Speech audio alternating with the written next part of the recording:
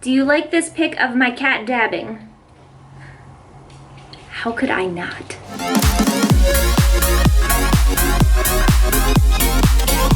Hi zombies! It is another week on Glam&Gore, and I was gonna have a much fancier video for you this week, but as you guys know already on Snapchat and Twitter, I had a pup emergency that kind of changed my plan, which is totally okay.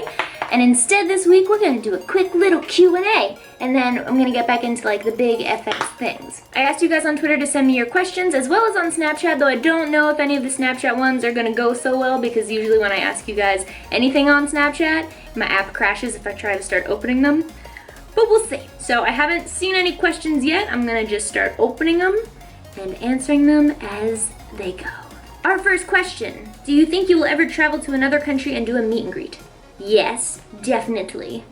The only thing stopping me right now is, I don't know, I mean, I just don't have a passport. Minor issue.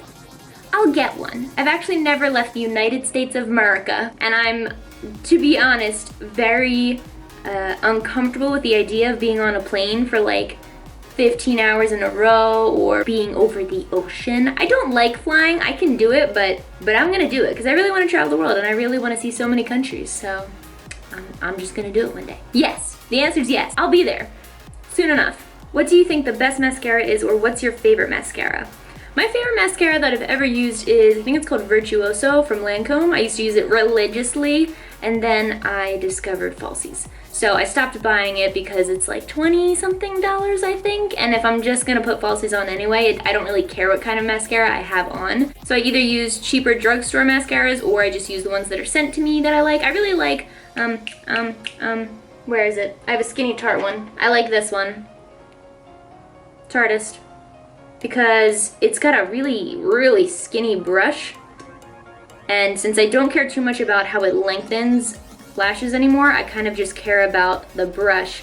And I like this one because you can get really close on the lower lash line without getting all the smudges underneath your lower lashes. It's very precise is what I'm trying to say. So yeah, Virtuoso for actually accomplishing things, and Tarteist for, everyday use now that I use falsies.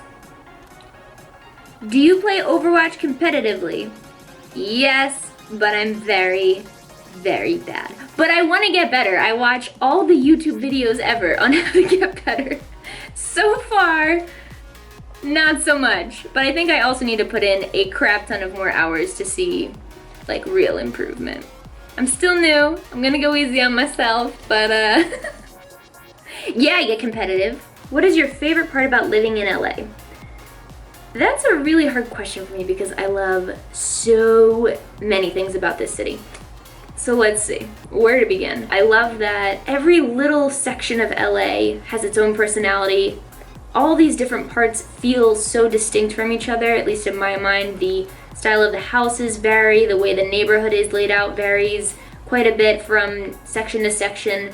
There's the hills, there's the valley, there's Hollywood, there's West Hollywood, and that feels totally different from North Hollywood. And there's, downtown with the skyscrapers and you get like the city feel, but then there's the beach towns where Venice feels different than Santa Monica, which feels different from Malibu, and then there's quaint little towns like Pasadena, and it's I love that the weather is always beautiful here for the most part, and when it rains, I'm actually super excited about the rain because it's so rare that it's quite refreshing to have crappy days here. I also love that it seems like so many people that are out here are part of the industry. This really is a creative town. There's a running joke that no one's from LA, which is not true, but a lot of people that live here did not grow up here. They weren't born here. They've come from all different parts of the country or other parts of the world just to be here so that they could pursue their dreams, usually in the arts or entertainment industry. And to me, that's extremely motivating. That's very exciting. It's so cool being around a bunch of creative individuals all the time. So those are some of the things. Just some of the things that I really love about living here. I'm gonna answer this one because I get this question constantly, and I'm hoping that all the people that are still wondering will see this. What gauge size are your ears stretched to? Also, how long have you had them stretched? My ears are stretched to 1/2 inch, and I've had them stretched since sometime in college. I think I started stretching them. And they've been at this size, definitely all throughout my YouTube videos. They've always been 1/2 inch. There you go. The mystery unveiled. Unveiled? No. Definitely not unveiled. Why would I even think it was unveiled? No, why would I think it's Next question. What was the hardest part of moving cross country? With love from PA. Hi, Pennsylvania! The hardest part about moving cross country, The hardest part specifically about moving from Philly to LA was actually trying to get an apartment. Because here in LA, apartments are so, and housing in general, is so in demand and it goes so quickly that when you want to move, you need to start looking about 2 weeks to 1 week to maybe even less than that, because that's how quickly they go. You can't reserve an apartment for the most part a month in advance or 2 months in advance or anything like that, because they just won't hold it that long if it's available.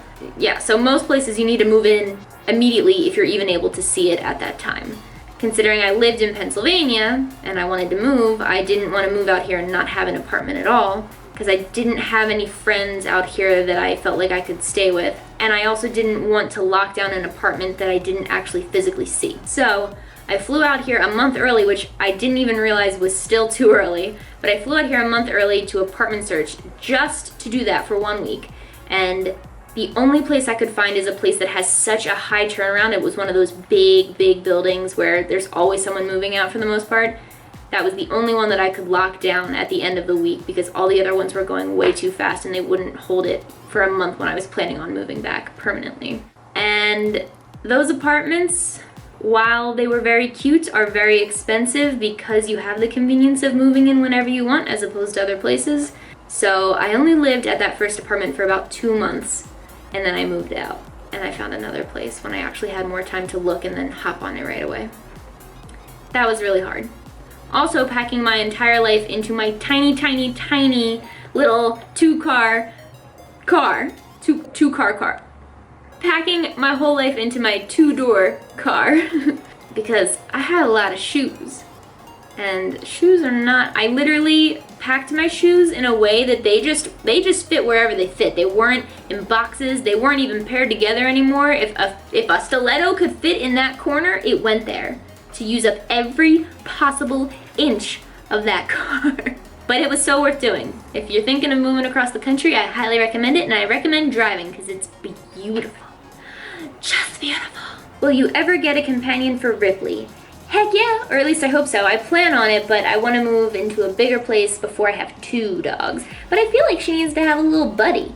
And when I do, I will name him Reptar, because Ripley's name was originally going to be Reptar, but then I kind of had that name reserved for a little boy dog, and then we ended up getting a little girl dog instead, so Ripley it is for now, and Reptar, he's coming. I've had that name picked out for years, so it's gotta happen. What's your go-to dance move? I don't want this to be the case, but this is my go-to move. When someone says dance, this is what I do.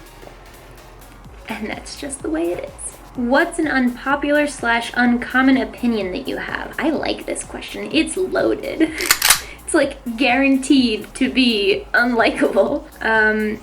I really do believe that the most unpopular opinion I have is that The Village is an excellent movie.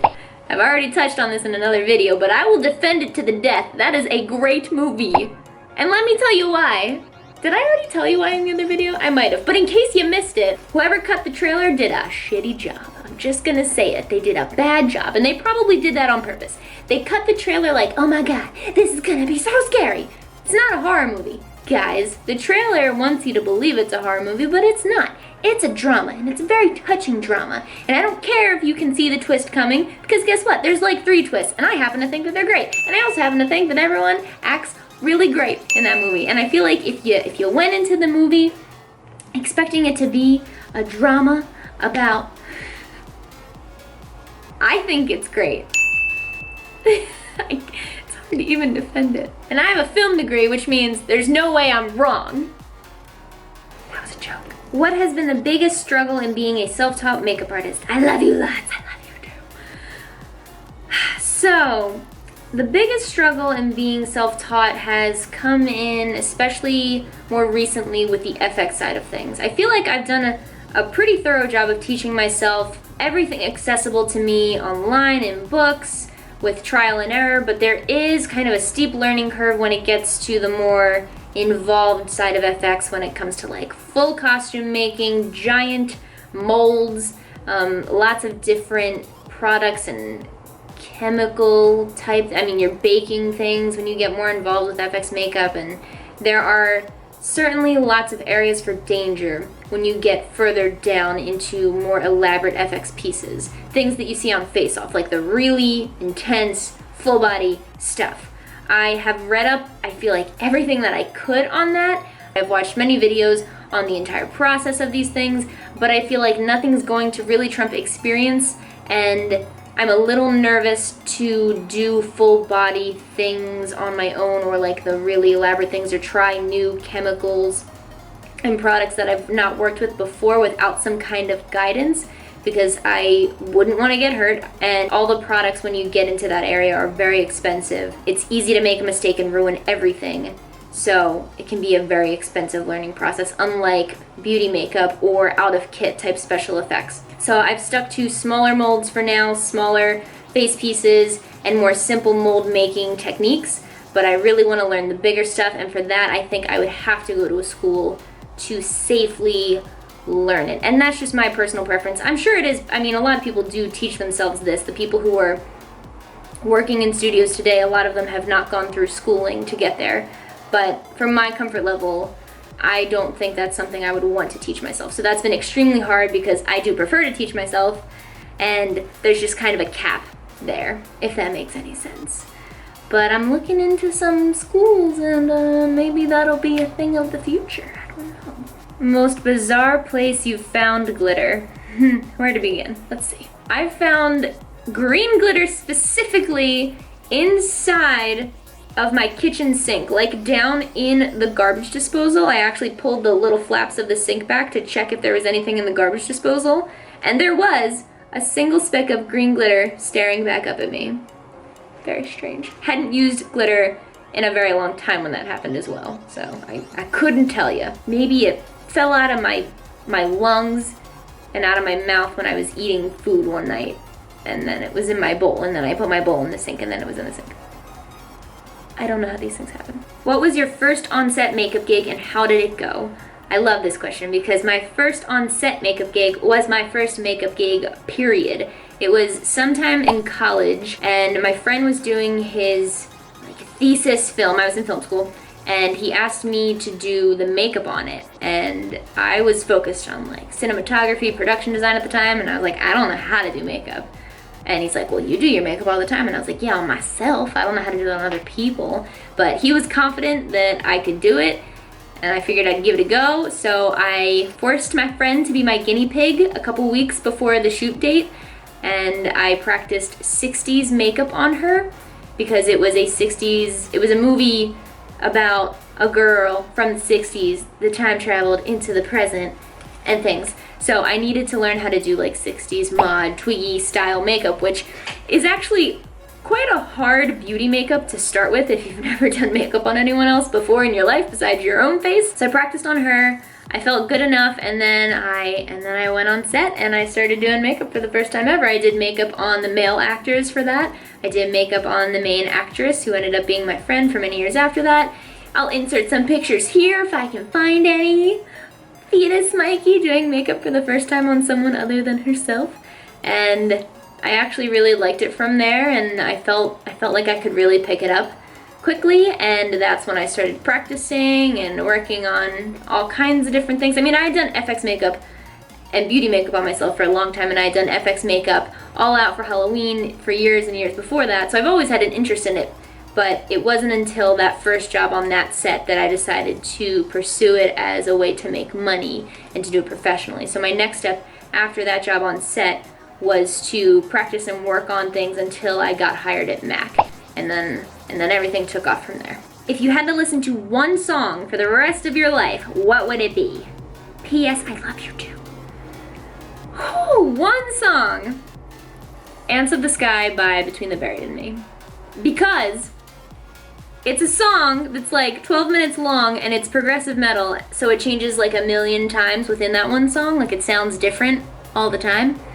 So if I had to pick one song, I would kind of get several songs out of that one. Also because it's epic. If you don't like progressive metal, don't even bother searching and listening to the song, because you're gonna think I'm absolutely nuts. It's kind of wild, but I love prog metal. That or Cry Me a River by Justin Timberlake. There's no in between. How do you get over the awkwardness of just sitting in your apartment talking to yourself / camera? Well, this is awkward. Yeah, it definitely feels weird at first, but you just kind of eventually think of it like it's the thoughts you have in your own head, because we all have this personal inner narrative where we talk to ourselves in our head and we kind of narrate our day and our thoughts and everything going on. It's basically just that out loud. And then it doesn't feel so weird. Also, having a dog helps, because then you're talking to them all the time, all day anyway, and they don't know what you're saying. So it's kind of the same. This one's loaded, but I gotta do it. What was your favorite and least favorite product of 2016? I'm not gonna go by the year these products came out, I'm gonna go by things I tried in 2016. And I'm gonna start with my least favorite product to soften the blow a little bit. My least favorite product of 2016 is Kat Von D's Lock It Foundation. Oh, and it hurts me to say that. The reason it was my least favorite product is because it disappointed me so much, because I had such high hopes for it. Kat Von D is one of the few people who have created companies that make foundation that is pale enough for the really pale end of the spectrum, and I love that she has taken the time to do a really gigantic shade range for her foundations. That's wonderful.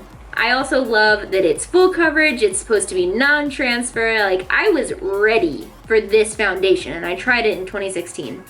And I'm not gonna say it's a bad product. I don't think it is a bad product. It was just my least favorite because, unfortunately, on me, I hate the finish of the product. It doesn't work on my skin. Something about it is all wrong, and I have several jars of it now, and I'm gonna use it, but I kind of save it for days where I'm not filming, or it doesn't really matter what my face looks like, because it sits on me so funny. It's definitely light enough, and that's wonderful, but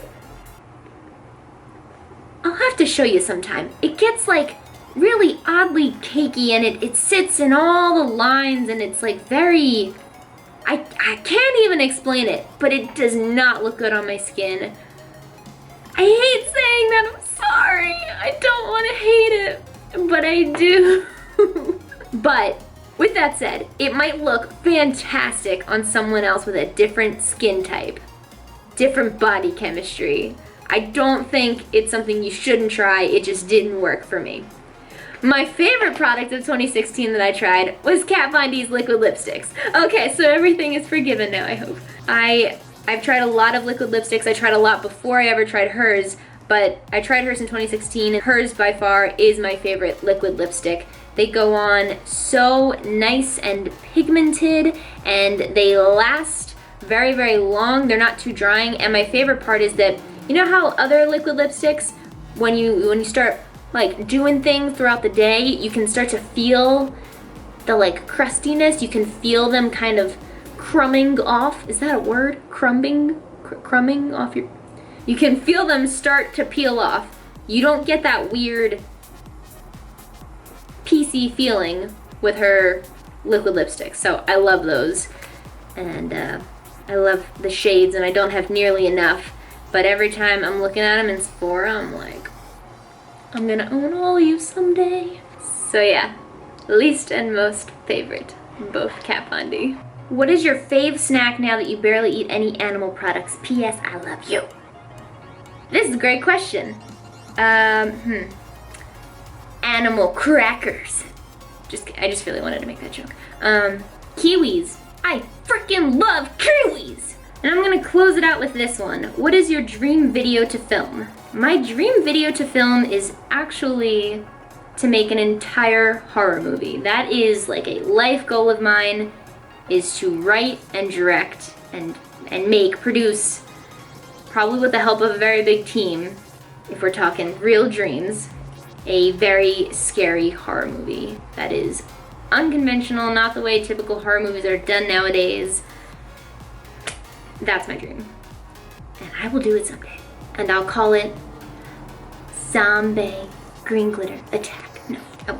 So that is it for me today. I hope you learned a little bit more about me. I'm really excited you guys wanted me to do a Q&A because it has been a very, very long time since I've done one. But if you haven't seen my very first one, I might have answered a question that you had and I did not answer here in this old Q&A video that you can click on here, unless you're watching on a TV, in which case you don't see anything right here and I look ridiculous.